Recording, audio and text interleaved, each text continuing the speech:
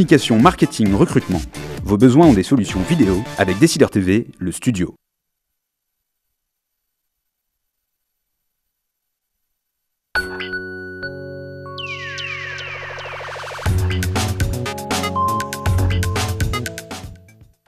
Bonjour à toutes et à tous, bienvenue dans ce live Startup, le rendez-vous de l'entrepreneuriat tous les mercredis en direct sur Décideur TV et Madines. Comme d'habitude, je vous invite à poser toutes vos questions via le chat à côté de cette vidéo, qui sont pour nos invités. Et au sommaire aujourd'hui, nous allons parler de la startup Toc Toc Toc qui va venir pitcher à la fin de l'émission. Mais avant cela, c'est le talk de startup.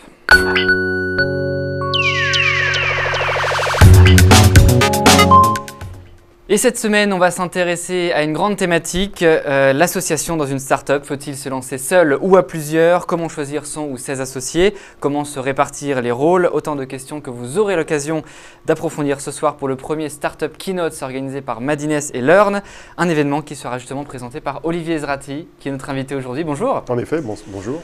Alors, vous êtes consultant en stratégie de l'innovation et parmi vos nombreuses casquettes, on peut notamment citer que vous êtes mentor pour des startups numériques, vous êtes ancien directeur marketing et communication de Microsoft, auteur du guide des startups qui en est à sa 17e édition. Et je prépare la 18e. Exactement, voilà, tous les ans. Et vous tenez le blog Opinion Libre. Exactement. À vos côtés, Timothée Delettre, bonjour. Bonjour Kevin. Alors vous êtes le cofondateur de Wizville qui est une solution de feedback client pour les commerçants et les e-commerçants, c'est ça? Pour les réseaux de magasins, oui. Les réseaux de magasins. C'est votre deuxième startup puisque la première, vous l'avez lancée seule, Shop With Me, et ça s'est terminé en 2012 après 3 ans d'existence. On va justement raconter cette histoire ensemble.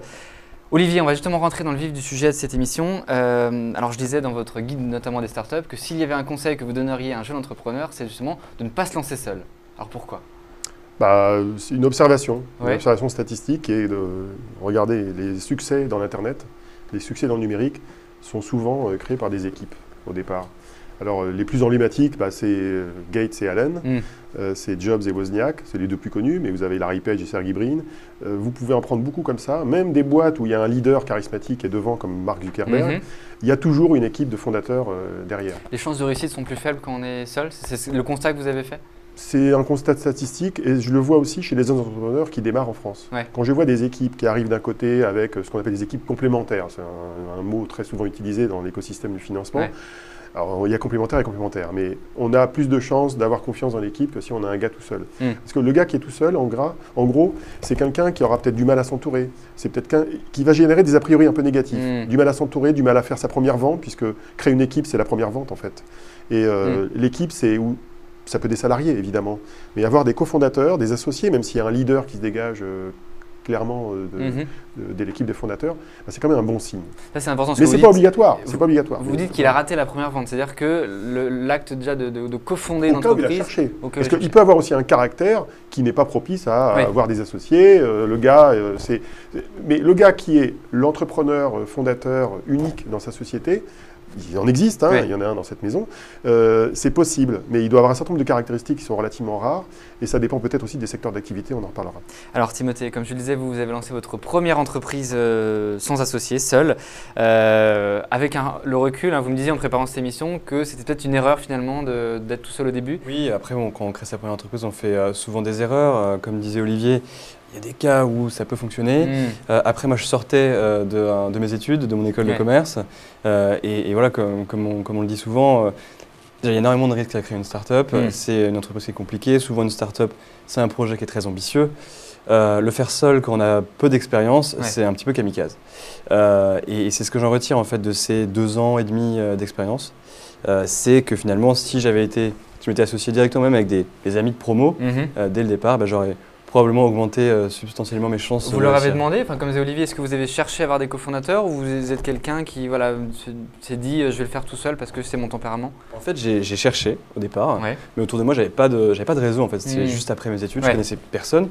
Les seules personnes que je connaissais, c'était les business angels potentiels, avec lesquels je me suis associé très rapidement au début de mon entreprise et sur lesquels je me reposais pour me conseiller sur les différentes décisions. Mais c'était aussi une erreur parce qu'on a besoin de quelqu'un dans l'opérationnel qui soit avec soi pour prendre des décisions qui peuvent paraître anodines mais qui en fait vont être fondamentales sur la trajectoire que la startup va prendre. Est-ce que, à votre avis, c'est une des raisons pour lesquelles la startup n'est pas autant décollée que vous l'aurez souhaité? Est-ce que ça a joué, vous pensez? C'est clairement une raison parce que c'était une entreprise qui était technologique, on créait une solution logicielle et par conséquent, moi je suis de formation commerciale, donc ne pas avoir de réseau, donc ne pas connaître de freelance, en plus ne pas avoir énormément de fonds pour recruter un très bon développeur.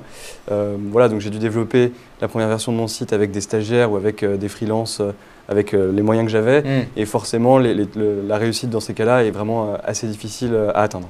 On parle souvent de la solitude de l'entrepreneur. Olivier, je pense que c'est un sujet qu'on a souvent dû vous parler. C'est clair, mais ça existe à 2 ou 3, la solitude. Mais c'est plus fort quand on est tout seul. Pourquoi? Parce que l'entrepreneur, il doit gérer énormément de choses à la fois. Il doit maîtriser à peu près une quinzaine de disciplines différentes, du technique au commercial, en passant par le juridique, la comptabilité, les relations presse, être capable de parler, de communiquer. Ça fait énormément de compétences. C'est très dur d'avoir tout dans une même personne. Ce que j'ai constaté aussi, c'est que l'une des raisons pour lesquelles ça ne marche pas très bien, c'est que très souvent, il y a 2 cas de figure. Il y a le cas de figure un peu comme toi, donc le gars qui sort d'école de commerce, disons le cas le plus classique des startups de l'Internet, et puis l'alter ego qui est le gars qui sort d'EPITA ou d'une école d'ingénieur et qui veut créer sa boîte. Et très souvent, il y a une espèce d'a priori de départ qui est de considérer que le métier complémentaire est une commodité. Et je pense que c'est ça la grosse erreur. C'est de considérer, vu d'un commercial, qu'un développeur, c'est un salarié, il va bosser, il n'y a qu'à faire du code et nanana. Et vu du techos, vu de l'ingénieur, le commercial, c'est le mec qui vend et voilà. Non, ça ne marche pas comme ça dans la vraie vie. Dans la vraie vie, c'est 2 compétences qui sont complémentaires, qui sont nécessaires dans une entreprise, surtout si elle est technologique.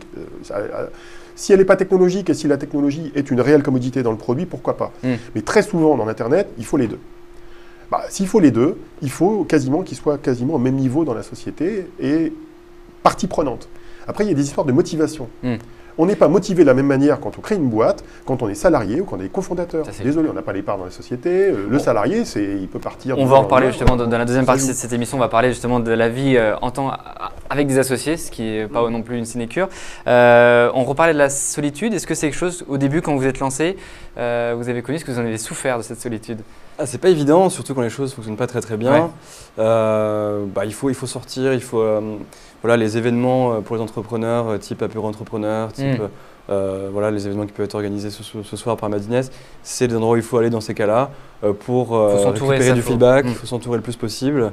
Moi, pendant 2 ans, je faisais que des événements et ça m'a beaucoup appris et c'est grâce à ça que j'ai su dans quelle direction il fallait que j'aille pour me relancer après la première expérience qui n'était pas forcément positive. Et vous me disiez que vous avez choisi des mentors, c'est ça, pour justement rompre cette solitude, vous avez décidé de vous faire accompagner? Dès le départ, j'ai essayé de me faire accompagner parce que je savais que j'avais pas assez d'expérience. Alors c'est quoi, c'est des business angels? C'était des advisors, business angels, un peu entre les deux.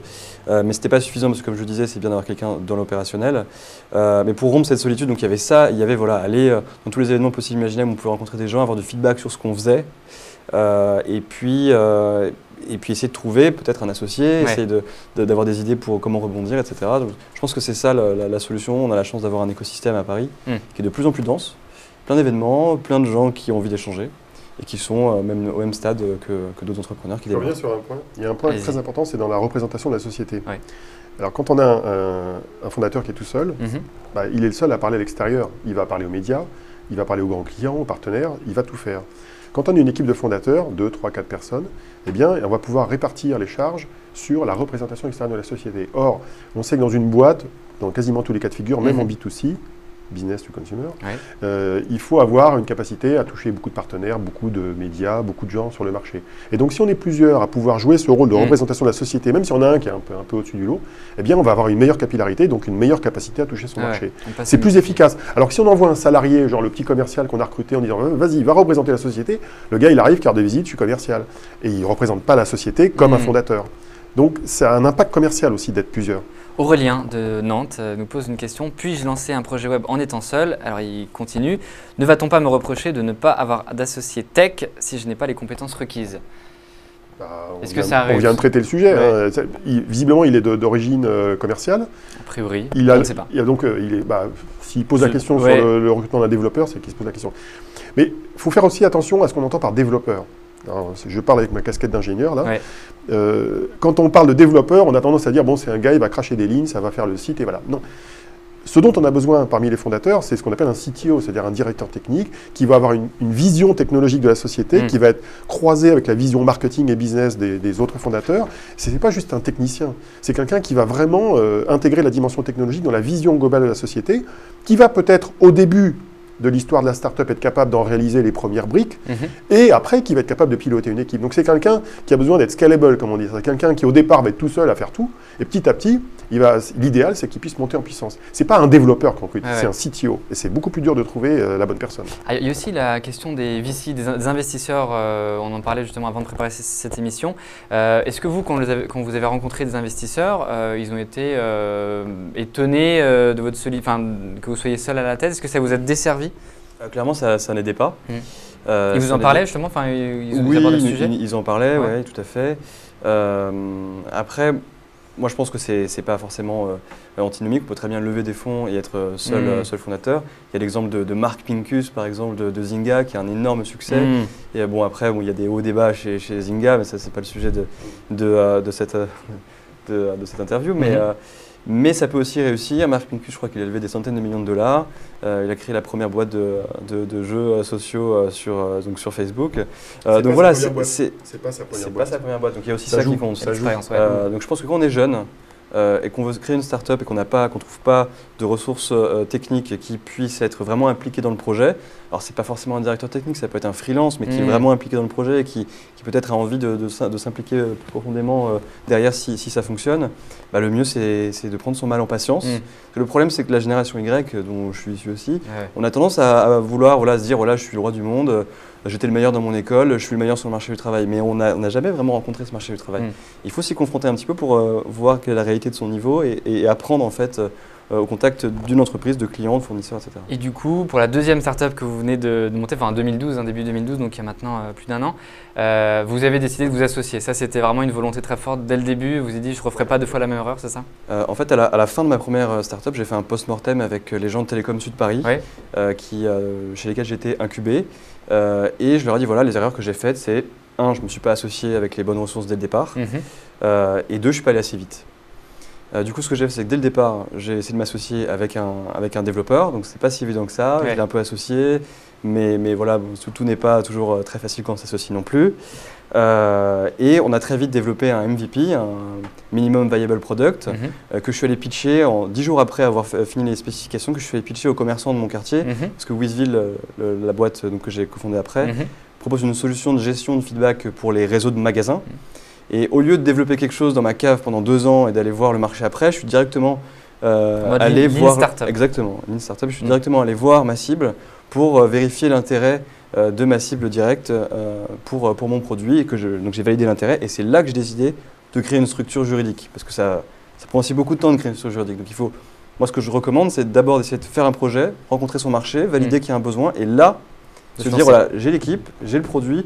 Il y a probablement un product market fit, il faut encore vérifier peut-être. Et là, je vais créer une structure juridique. Très souvent, d'ailleurs, la question qui se pose, c'est pas vraiment est-ce qu'il faut être seul ou pas, c'est comment trouver les ressources complémentaires. Comme on a un système d'enseignement supérieur qui est assez segmenté, avec des écoles de commerce d'un côté, des écoles d'ingé de l'autre côté, des universités, etc., c'est en silo, donc les gens, ils ne se voient pas assez.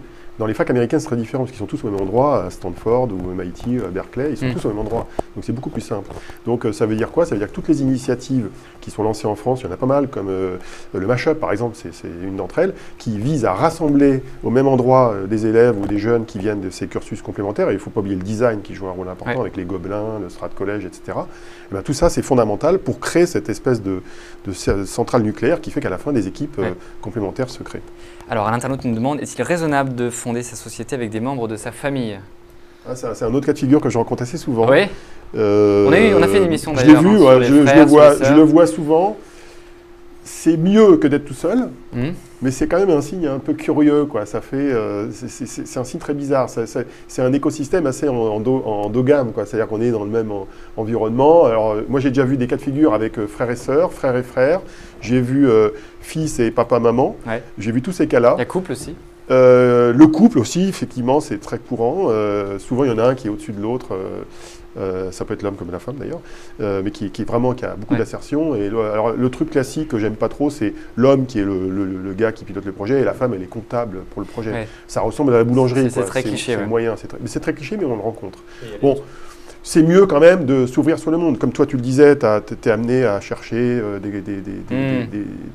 des fondateurs, des cofondateurs complémentaires. Bah, le fait d'être capable de chercher au-delà de son cercle immédiat, c'est un meilleur signe quand même. Ouais. Alors, il y a la fameuse question, mieux être seul que mal accompagné des fois. Comment est-ce que vous avez rencontré votre associé? Comment est-ce que vous avez su que c'était lui, que ça allait le faire ensemble, que vous pouviez mener l'aventure ensemble? Alors, je l'ai rencontré parce qu'on a tous les deux on est tous les deux issus de l'incubateur Télécom Sud Paris. Ouais. Et lui aussi avait créé une start-up, avait fait un constat de semi-échec, parce que bon, c'est pas vraiment un échec, parce qu'on apprend forcément des choses d'une expérience entrepreneuriale qui n'a pas atteint son objectif initial. Et on s'est tout de suite compris, parce que lui et moi, on avait fait les mêmes erreurs que tous les jeunes entrepreneurs font. Il avait codé pendant 1 an dans sa cave, et ensuite il s'est rendu compte que le marché avait évolué entre-temps, et que finalement ça ne correspondait pas à ce que le marché attendait. Il avait cofondé avec trop de cofondateurs, pour le coup. Et puis au final, on s'est rendu compte que c'était plus intéressant de se concentrer sur un marché de niche, on était tous les deux d'accord là-dessus, plutôt que d'essayer de faire un truc super ambitieux, moyen pour tout le monde, et sur lequel il y a énormément de concurrence. Alors Olivier parlait tout à l'heure de la question de la motivation, il faut que chacun soit engagé au même niveau, au même stade. Comment est-ce que vous avez abordé ces questions, j'imagine, avant la répartition du capital, c'est primordial, non? La motivation de l'entrepreneur par rapport à l'entreprise, les objectifs, etc. C'est ça, ouais. Bah écoutez, oui, nous avec Romain, donc, qui est mon associé, on avait un objectif qui était simple, qui était, voilà, nous, ce qui nous passionne, c'est de créer une entreprise. On était d'accord sur le fait que le premier succès pour nous, ce serait d'essayer de faire une entreprise qui fait au moins 1 million de chiffre d'affaires. Et rien que ça, c'est quelque chose qui nous passionne au jour le jour et qui fait que on bosse 12 heures par jour s'il le faut. Et on était ça peut être plus. C'est rapide, c'est bien. Ouais. Ça peut être plus. Mais bon, déjà, c'est une bonne moyenne. Et voilà, on est tous les deux d'accord sur le fait que les motivations étaient ça et c'est celle-ci. Et c'est pour ça que ça fonctionne bien aujourd'hui et que ça dure. Olivier, ça c'est un point, j'imagine, qui est crucial pour.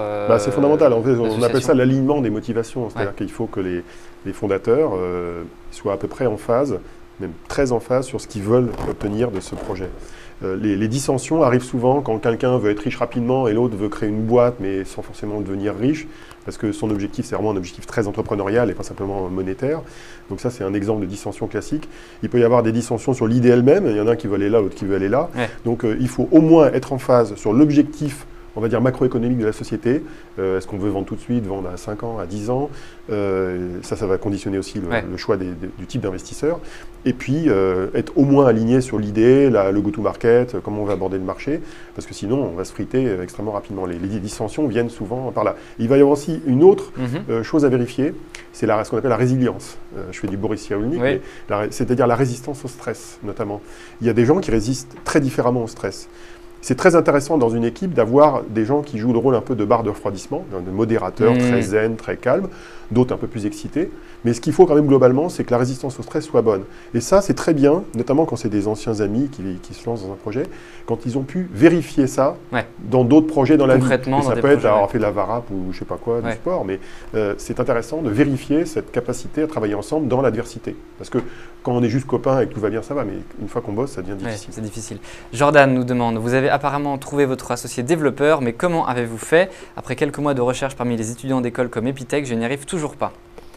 Alors, est-ce que vous l'avez, on parlait, c'est le premier acte de vente, l'association, est-ce que vous l'avez pitché votre idée, vous l'avez vendu l'idée, entre guillemets, comment ça s'est passé?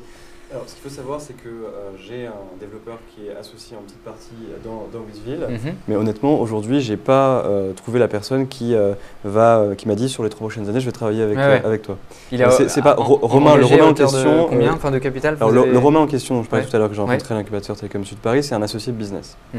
Après, l'associé tech, voilà, c'est possible que la collaboration ne dure pas encore sur les prochaines années éternellement. Simplement, entre-temps, on a créé une équipe technique grâce à cette associé tech. Et du coup, au début, j'ai réussi à le convaincre de rester avec nous. En fait, c'est très simple, c'est l'ancien stagiaire de ma précédente boîte. Donc c'est comme ça que je l'ai rencontré.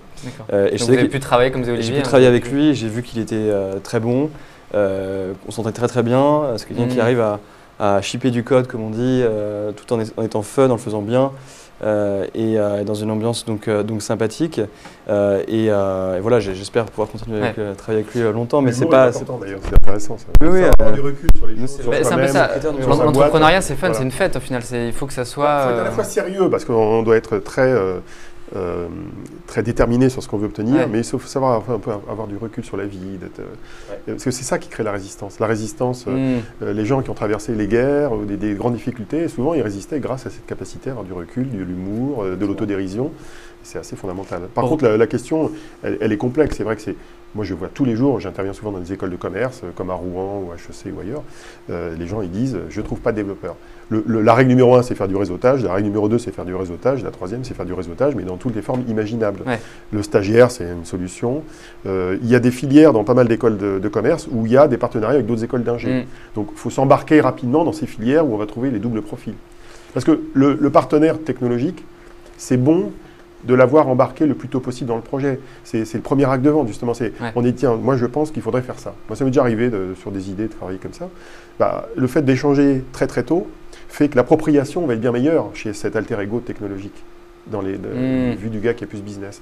Alors que si l'appropriation elle est loin derrière, etc., le gars il va sentir qu'il est juste là pour exécuter. C'est moins motivant que d'être partie prenant de l'idée qui a créé la boîte. Aurélien justement nous demande, peut-on partir seul sur la phase d'amorçage du projet et faire rentrer des associés quelques mois plus tard? Est-ce que ça c'est quelque chose qui se fait souvent C'est ce que j'ai fait en fait en réalité, parce qu'au tout début, Adrien, donc, qui était le développeur sur Wizville, n'avait pas forcément envie d'être entrepreneur et du coup finalement il agissait en tant que salarié intéressé au capital. Voilà. Et aujourd'hui c'est encore ce qu'il est finalement. Donc oui, on peut faire ça, mais il faut s'assurer d'avoir les bonnes ressources pour commencer, des gens en qui on a confiance, qui travaillent bien, et avec un objectif de release de la première version du produit qui est pas à plus de 3 mois, quoi, parce que sinon on va dépenser beaucoup d'argent, perdre du temps et se déconnecter du marché rapidement. Autre manière de voir ça, c'est de regarder l'état de l'art technologique. Est-ce que la société, dans son ambition, dans l'idée, doit faire avancer l'état d'art technologique, ou finalement la technologie, bon, c'est du web classique et derrière, c'est surtout l'idée business qui fait la différence. Dans ce cas-là, effectivement, on peut démarrer et puis petit à petit constituer l'équipe. Mais si par contre la technologie joue un rôle important, parce qu'il y a beaucoup d'innovation, il y a de l'intelligence artificielle, du sémantique, je sais pas, des trucs un peu techno, là c'est mieux d'avoir quelqu'un embarqué très tôt dans le projet, parce que déjà il pourra dire oui, on peut pas, voilà, il faut bosser avec tel labo, il faut le faire de telle et telle manière, voilà l'impact. Ce qui est intéressant d'avoir dans une équipe, c'est des gens qui ont un background business, plutôt, je me trompe, des gens qui ont un background technique, mais qui ont quand même une fibre business, c'est-à-dire qui savent traduire leur compréhension de la technologie en termes marketing et business. Alors, 2 autres questions, on va aller très très vite parce qu'il reste peu de temps avant cette émission. Alors, il y a un débat là, dans le chat, il y a les partisans il faut voilà, le profil commercial apprenne un peu à coder, c'est ce que certains disent.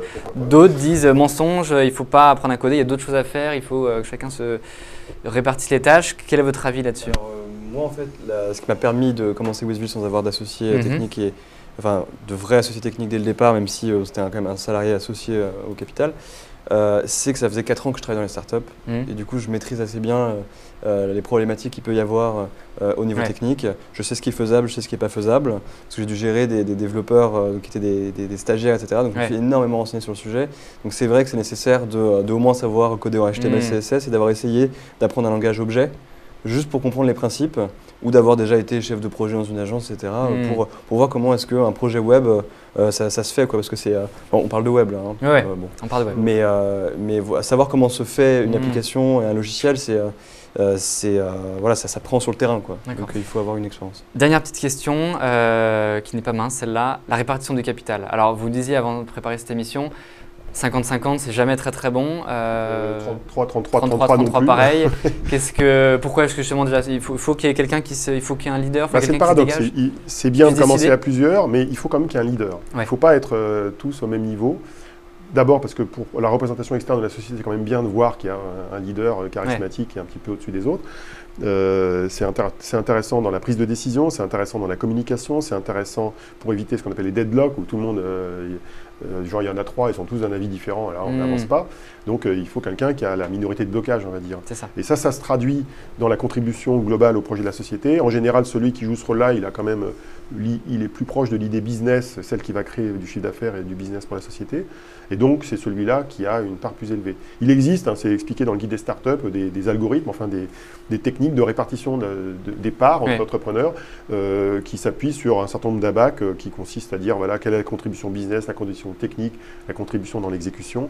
Et on gère à peu près ça comme ça pour trouver les parts. Très rapidement, comment vous avez fait, vous, pour vous partager le capital? Comment est-ce que vous avez, sur quels critères est-ce que vous êtes basé?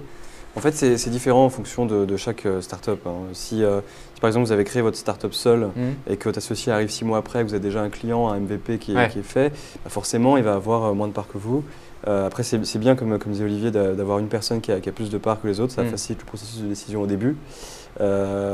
Et ça permet de se séparer vite s'il y a un problème. Comment dire, ça stoppe pas en fait le processus. La personne qui a eu l'idée au départ et qui a commencé l'entreprise. Mais en gros, moi je pense que le mieux c'est d'associer le plus possible toutes les personnes de l'entreprise en pesant le pour et le contre, en regardant qui a apporté le plus aujourd'hui. Typiquement, Romain il est arrivé 6 mois après, il y avait déjà un produit, il y avait déjà des clients, il y avait des gros prospects qui frappaient à la porte. Du coup, il a payé autant que s'il était arrivé 1 mois après et que j'avais juste un MVP. Il faut éviter le syndrome dictateur aussi, le 90-5-5-5, ça ne le fait pas trop non plus. Hein, donc, Aurélien, une dernière question, après on passe à la rubrique Money Time. Aurélien, quel statut choisir pour commencer seul? Vous étiez en freelance ou vous étiez comment, pour la première société? Alors SAS, je pense que c'est le meilleur statut, c'est le plus flexible, c'est plus flexible de tous les points de vue, niveau administratif, aussi pour faire rentrer les investisseurs plus tard si l'activité nécessite du capital pour se développer. Je pense que Olivier sera d'accord. Tout à fait d'accord. Après avoir regardé tout ce qui existait, très bien. C'est scalable, c'est un statut scalable. Il permet de commencer petit et de devenir grand, donc c'est parfait. C'est noté. En tout cas, si on veut retrouver, si on veut poursuivre le débat sur seul ou à plusieurs, je vous rappelle la conférence Startup Keynote ce soir que vous animez. Et je vous propose maintenant de passer à la rubrique Money Time, parrainée par Smart Angels de cette émission. Le concept, une jeune startup vient pitcher son idée et aujourd'hui, on accueille Toc Toc Toc.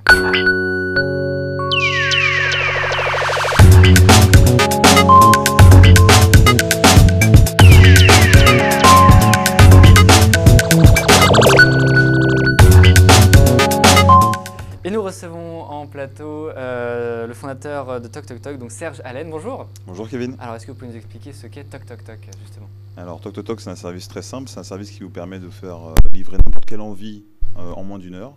Donc, quand je parle d'envie, c'est en fait tout ce qu'on peut trouver dans les commerces de proximité et qu'on va acheter pour le compte du client et qu'on va livrer grosso modo en 30-35 minutes. Donc, c'est une sorte de délégation d'achat pour gagner du temps ou se faire plaisir. Donc, on peut acheter autant des fleurs, des macarons, un burger, du Doliprane, comme des clopes ou même un Vibro. C'est assez large. En réalité, c'est tout ce qu'on peut acheter si on était nous clients, qu'on se déplaçait, qu'on achetait avec sa propre carte bancaire.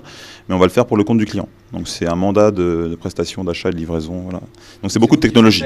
C'est vous qui, exactement. 24 heures sur 24, 7 jours sur 7, c'est vraiment...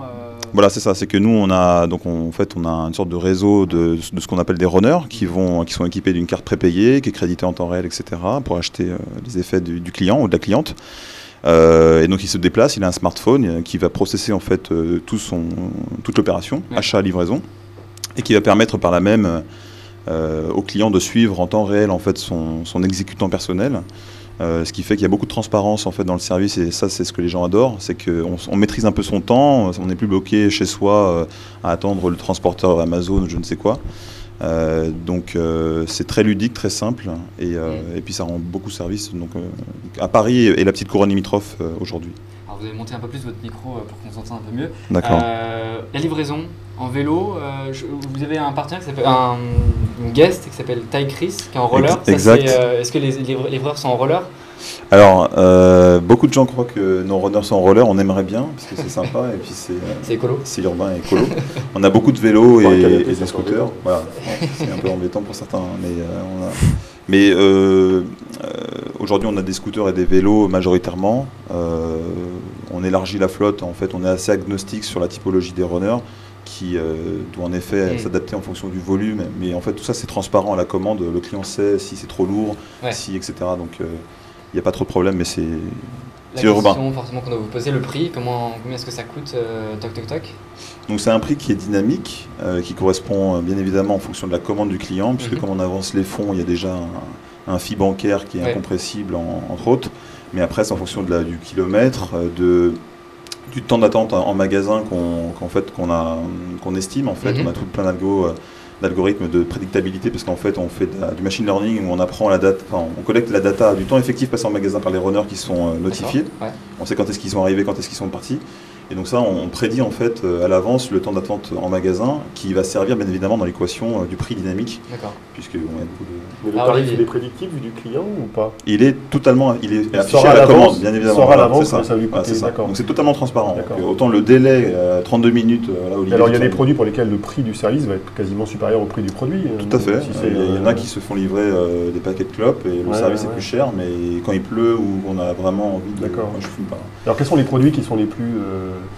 il y a plus utilisés dans le cas de service? Les gens connotent le service à du food delivery, donc ça c'est aujourd'hui le cas. Nous on évangélise beaucoup pour expliquer qu'en fait on ne sait pas que de la bouffe, c'est un peu de tout. Il y a le burger qui marche bien, les chocolats, les confiseries, les fleurs, puis après des trucs un peu hétéroclites, il y a un peu de tout en réalité. Des accessoires iPhone ou de PC. Est-ce que vos concurrents, c'est pas les livreurs ou les sites comme Allo Resto qui font déjà ça, mais sur des sites en particulier, sur des restaurants en l'occurrence en particulier? Quelle est votre différence par rapport à eux? Disons que nous, c'est l'expérience. C'est-à-dire qu'en fait, quand on passe commande sur Toc Toc Toc, il y a un runner Toc Toc Toc qui va nous livrer. Et on est loin en fait de la centrale qui envoie du lead à Allo Resto et qui va déléguer en fait un réseau propriétaire du resto, même s'ils sont plus ou moins brandés. Je connais pas trop en fait, mais donc nous ça c'est une chose, c'est l'expérience et ça c'est extrêmement important chez nous. Il y a la qualité de service aussi. Il y a beaucoup de choses que je pourrais détailler mais que je n'aurai pas le temps qui sont très à cheval là-dessus sur la qualité de service. Et puis surtout nous on est généraliste. Donc en fait on s'inscrit pas du tout, on fait du food comme eux, mais on maîtrise en fait toute la chaîne de valeur. C'est très important, l'expérience, le suivi temps réel, tout ça c'est important. Mais surtout si on est un peu le couteau suisse, on peut déléguer 3 types d'achats différents qu'on va aller acheter et qui seront suivis en temps réel. Un avis, messieurs, une question, qu'est-ce que... Generalist, c'est bien parce que c'est un nouveau service finalement. Il y avait le resto, j'imagine qu'il y a d'autres services qui proposent de la livraison à domicile sur des verticales. Mais justement, c'est pas un peu plus difficile de démarrer dans le cas où on fait un peu tout? Et du coup, les clients n'identifient pas forcément « Ah tiens, je veux me faire un resto, ça m'embête d'aller là-bas, du coup je sais que c'est le resto ». Ils se diront pas « Ah, je sais que c'est Toc Toc Toc ». Ils se diront forcément ça. Disons que moi je crois beaucoup plus en fait dans le réflexe Toc Toc Toc parce qu'on peut tout acheter, ou tout le déléguer, parce qu'en fait on est les seuls à faire ça aujourd'hui en Europe. Ça commence à Paris, voilà. Donc les verticales c'est bien, mais c'est très rapidement limité parce qu'en fait le catalogue est limité par lui-même. Nous on a sourcé énormément, donc on a 150 partenaires, on a 250 000 références produits, donc on est plutôt dans une problématique à recommander et à proposer, à mettre en avant les produits qui sont dans la profondeur du catalogue. Donc ça c'est de la recommandation, c'est d'autres algorithmes entre autres qu'on est en train de mettre en place. Donc ça veut dire qu'il y a de possibilités de faire du cross-selling, la vente croisée. Exactement. Et du profiling. Une fois que tu connais ce que le client achète, du food, tu vas dire tiens il y a peut-être des fringues ou autre chose autour. Exactement. On a une valeur qui est assez inouïe, qui est avec l'effet de masse, qui en fait on connaît quelle est la personne, son âge, son sexe, on sait qu'est-ce qu'elle consomme, où est-ce qu'elle consomme, pour qui elle consomme et où est-ce qu'on... Est-ce qu'on peut faire de la reco sur des commerces avoisinants du principal utilisé aussi? Parce que tu vas limiter le coût de la course s'il y a le boulanger à côté du tabac, etc. C'est déjà le cas, parce qu'en fait l'idée c'est de le livrer le plus rapidement possible. Donc en fait on va sélectionner quels sont les commerces les plus proches, ou s'ils sont ouverts, ou s'ils ont le stock éventuellement. Mais voilà. Par certains côtés, on peut dire que c'est un service qui rajoute une couche de commerce en ligne à des points de vente qui n'en ont pas en fait. C'est exactement ça. Nous, on se définit en fait d'un point de vue B2B comme un service plug and play de livraison pour les commerces qui n'ont pas la force. Qui n'ont pas de site, qui ne font pas de livraison. Et du coup, vous mettez leur stock sur dernière question, parce qu'après on va largement dépasser l'émission. Donc dernière question, Timothée. Oui, simplement, vous mettez les stocks de certains magasins sur Toc Toc Toc ou pas? Ou c'est vraiment le client, il se souvient qu'il y a tel produit qui est vendu dans tel magasin et du coup il va le commander? Alors, il passe par un catalogue en fait, donc il rajoute dans son caddie, comme sur un site classique e-commerce. D'accord, donc tous les produits de certains Alors, ça dépend en fait avec qui, ça dépend du système d'information des marchands avec lesquels on est interfacé, qui ont le stock ou qui n'ont pas le stock. Mais disons que ça, c'est un faux problème parce qu'on l'a expérimenté depuis 6 mois en bêta. Le runner, quand il a un défaut de produit en magasin, il appelle le client et le client est très content d'avoir son runner attitré en magasin. Et il voit, donc, il propose en fait une alternative, ce qui fait souvent l'affaire et en réalité, il n'y a pas de problème sur les stocks. Merci Serge d'avoir parlé de Toc Toc Toc. Donc vous êtes en version bêta, mais la version... c'est libre aujourd'hui, c'est une bêta publique depuis 6 mois, ça marche bien. Paris, sa petite couronne limitrophe, donc inscrivez-vous et faites-vous plaisir. Voilà, ça marche, le message est passé. Merci à vous également d'avoir participé à cette émission. La semaine prochaine, on se retrouve pour parler de Paris justement. Il n'y a pas que Paris pour lancer sa start-up, on va parler avec 2 provinciaux qui ont lancé leur start-up à Nantes et à Toulouse. À la semaine prochaine, et sachez également que cette émission est en rediffusion cet après-midi sur Décideur TV, Made in Est, le site de la PCE et la Tribune. À mercredi prochain.